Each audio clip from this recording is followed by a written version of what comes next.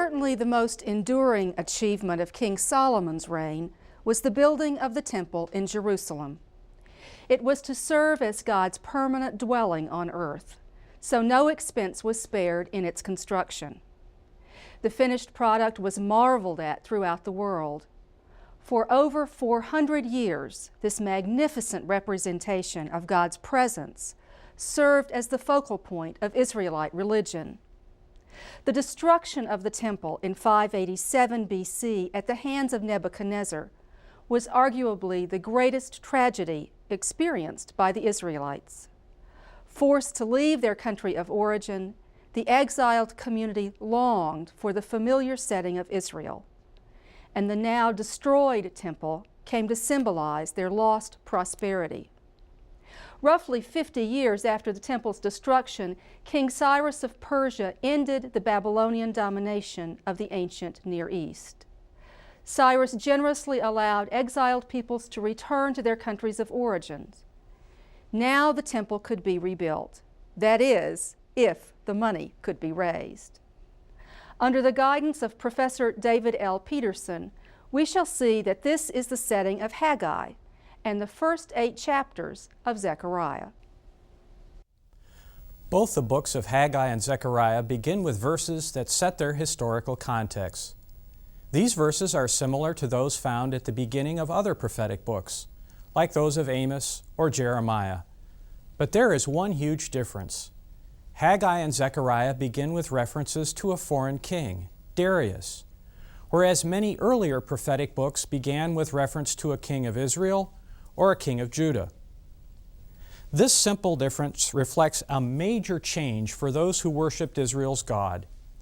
From the period of roughly 1000 to 600 BC, those people had lived in a nation ruled by a member of the house of David. And although members of that house were still around, what had been a monarchy was now a rather small precinct in the Persian Empire. Still, that little place on the larger map of the ancient Near East was important. First, it was important to the Persians. The territory, which we may now call Judah, sat on the far western flank of the Persian Empire. In such a location, it possessed strategic importance. Persia wanted to control Egypt and influence Phoenician cities on the Mediterranean coast. Persian troops moved through this area, and so they needed food and supplies for their army. All this meant that in 520 BC, when both Haggai and Zechariah were active, Darius, the Persian king, wanted the local people in these regions to be as content and hospitable as possible. As a result, the Persians provided some of the resources for major building projects in the area, including funds for the rebuilding of the temple in Jerusalem. Second, Judah was important to those who worshiped God. Those who worshiped Israel's God now lived in Egypt, Cyprus, Babylon, and elsewhere. Worship of the God of Israel, one might even now say early Judaism, had become a truly international religion. But it still had a theological, geographical focal point. Jerusalem. Though the temple lay in ruins, the idea of God's presence in Zion had been preserved in the Psalms and in other literature. God had been present to those in exile, as Ezekiel makes clear, but Jerusalem remained an especially holy place. Even before the temple was rebuilt, worship of various sorts was still going on in Jerusalem. Nonetheless, the regular round of sacrifices and other standard forms of worship, as described especially in Numbers and Leviticus, could take place only if the temple were rebuilt. So for both Persians and Israelites, rebuilding the temple was appropriate. But after some preliminary attempts, the building still had not been erected. This is where Haggai and Zechariah enter the scene. Both are active at roughly the same time. Both are concerned with helping to establish political and religious order in Jerusalem. But they offer quite different literary, political, and theological approaches. Let us look at Haggai and Zechariah in turn. The book of Haggai focuses directly on the importance of rebuilding the temple. But what that prophet says is much different from today's fundraising campaigns for new church construction or for building renovation. Haggai argues that temple construction is tied to the way the world works.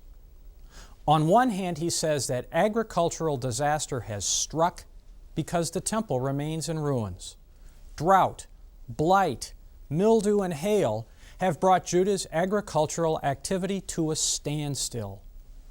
On the other hand, he maintains that if the temple is rebuilt, wealth beyond measure will pour into this small area.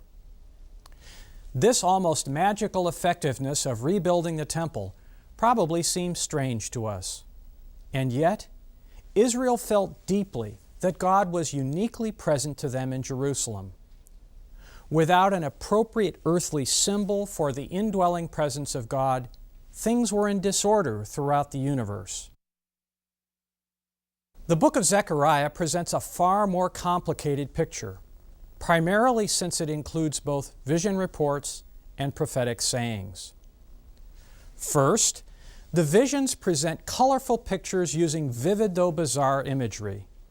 We should not feel embarrassed if we do not understand these visions immediately, since the text makes very clear that Zechariah himself couldn't always make sense of them. In the very first vision report, we are told that the prophet sees some horses, to which he responded immediately, "What are these?" These difficult-to-understand visions provide the occasion for a message. In that first vision, we hear the message in Zechariah 1:11. The whole earth remains at peace. On the surface, that sounds pretty good. But the angel of the Lord reacts as if it were bad news. The angel utters words of lament, "O Lord of hosts, how long will you withhold mercy from Jerusalem?"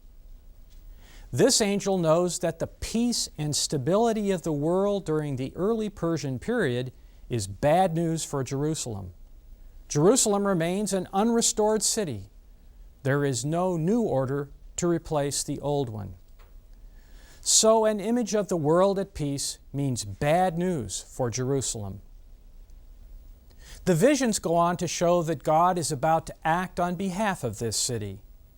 At the end of the last vision, which was presented in Zechariah 6, we see horses again, but this time they move around. There is lots of activity. In the intervening visions, we have heard about various ways in which Jerusalem and the political and religious order housed there are being restored. The prophetic sayings in Zechariah 1-8 sound much more like Haggai. In fact, Zechariah 6:9-15 could be called the first fundraising campaign. The prophets seek silver and gold from those who are returning to Jerusalem from exile in Babylon. But even here, Zechariah is different from Haggai. Haggai was telling the people to build the temple, whereas Zechariah emphasizes the importance of what God is doing to help Israel.